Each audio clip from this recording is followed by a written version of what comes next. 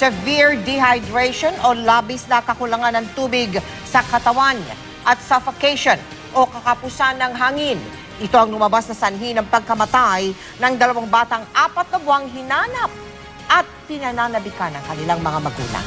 Pero natagpo ang patay sa loob ng isang kotse kahapon. Sa paunang investigasyon ng Taguig Police, aksidente o hindi sinasadyang nakulong ang dalawang bata sa loob ng kotse habang naglalaro. Gayon pa man, gusto pa rin nilang matiyak yung mga pulis po na hindi biktima ng krimen ang dalawa. Mula sa lungsod ng Taguig, nakatutok live si Emil Sumangil. Emil. Mike, Mel, isang freak accident. Ganyan kung ituring ng pulisya nangyari sa dalawang batang inakalang nawawala pero natagpo ang patay sa loob ng isang sasakyan sa Taguig. Batay sa litratong ito nakuha ng Taguig Police Investigation Division, ganito ang itsura nina James Vibo Naraga at Dane Buenaflor Gatos nang madiskubre ang kanilang mga katawan sa likurang upuan ng matagal nang nakaparadang Mercedes-Benz. Bagamat nasa decomposition stage na ang mga bata na nawala noong umaga ng March 27 at hanggang sa madiskubre ito kahapon o may 4 na buwan, hindi pa raw ganoong kaagnas ang balat ng mga bata. Nasa kulob na lugar kasi ito at hindi naman exposed sa outside elements, gaya ng hangin at ulan.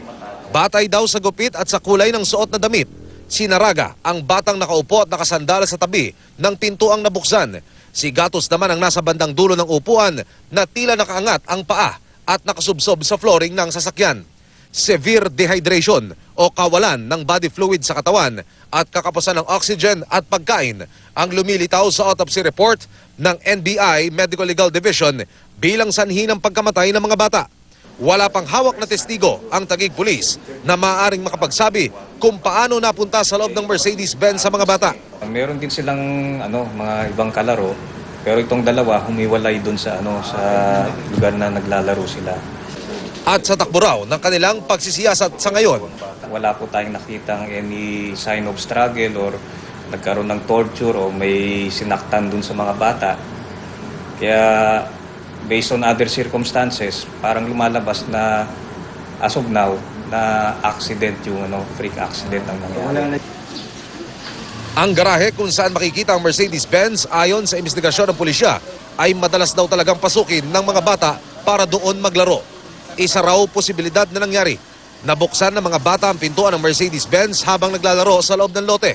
Dahil lumubog daw ito sa baha, maaring hindi na gumagana ang lockset ng pintuan ng sasakyan.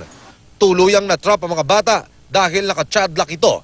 Isang mechanical feature sa pintuan ng mga sasakyan para hindi mabuksan ng mga bata ang pintuan. Halimbawang tumatakbo ang sasakyan.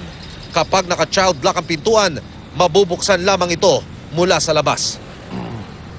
Gayunman, ayon sa Taguig Police, kumukuha pa rin sila ng mga credible witness sa lugar para mabigyang linaw ang kaso.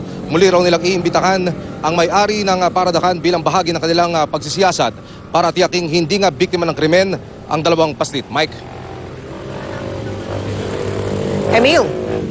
Emil, nalaman ba sa autopsy kung kailan posibleng namatay yung dalawang bata mula nang makulong sila sa loob ng kotse nitong Marso? Emil?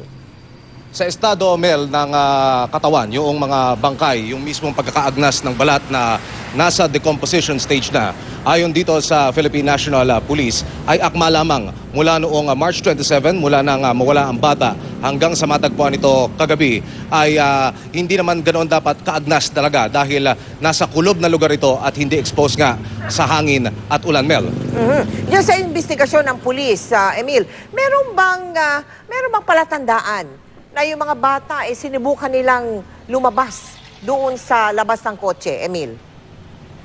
Sa posisyon pa lamang, Mel, nitong si James Vibo Naraga, ito yung nasa larawan na makikitang nakaupo sa likurang upuan. Sa pagsisiyasat nitong Taguig Police ay makikita raw na nagtangka itong lumabas.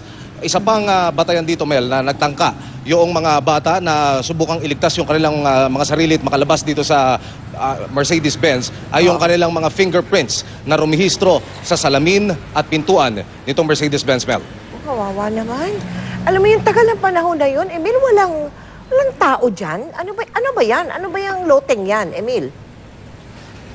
Mel, itong paradahan ay para lamang talaga sa sakyan. Wala itong katabing bahay o isang bahay ng guardhouse o ng tagapag-alaga noong lote. Ito ay parang nakabukod sa residential area dito sa Barangay Wawa. Katabing-katabi nito ay isang eskinita.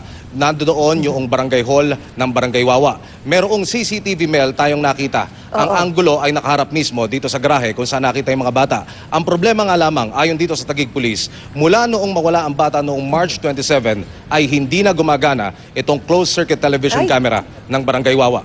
Mel. Ipagpalagay na natin na na yun na nga, hiwalay ang ano ba yan? Ba't parang sa video mo, maraming kotse. Ano ba yan? Repair shop ba yan? Ano yung lugar na yan, Emil? Sa ating pagtatanong, Mel, sa Taguig Police, itong garahe ay property ng magkakapatid na Valenzuela. Dito sila nagagarahe ng mga sasakyan dahil nga medyo may kasikipan yung mismong area kung saan natagpuan yung mga bata.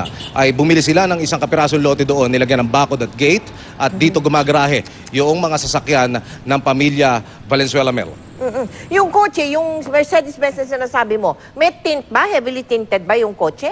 Hindi makikita sa loob yung Tama mga yan, bata? Mel. Sige, Emil. Yes, tama yan, Mel. Heavily tinted. At nung ating ikutan yung area kanina, ay hindi nga makikita mula sa labas kung ano o kung ano ang nasa loob nitong Mercedes-Benz dahil heavily tinted. Bukod doon sa windshield, yung gilid, yung mga salamin sa gilid hanggang sa likuran ay heavily tinted. Hindi makikita, Mel, mula sa labas. Maraming salamat sa iyo, Emil Sumangil.